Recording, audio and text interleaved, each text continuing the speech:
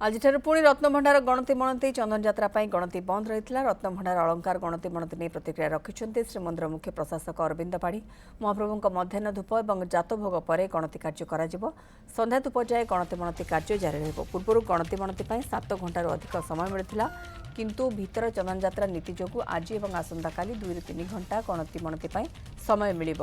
गणति समय ठाकुर नीतिकांति को विशेष प्राधान्य दि जाएगी। श्रद्धालुं दर्शन को मध्य प्राधान्य दि जाएगी। आज और आसंता काली गणति पर आसंता सप्ताह गणति कार्य करा बोली मुख्य प्रशासक सूचना देछन्ति।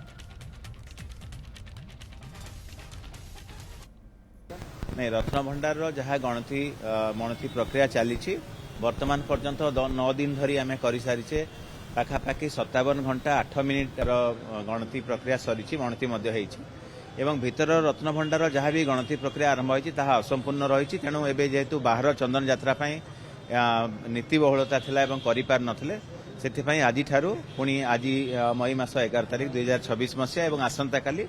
मई मास 12 तारिख 2 दिन धरी चलिबो एवं आसंता सप्ताह पुणी आमे कमांडर एवं सेवक निजों वार्तालाप करिकी जहाँ नूतन निर्घंट प्रस्तुत करूँ। यही समय भितर जहाँ भी पूर्ववत जो नियम कानून थिला से हिसाब से हम भक्त श्रद्धालु माने बाहर काठरे दर्शन करेंगे एवं किंतु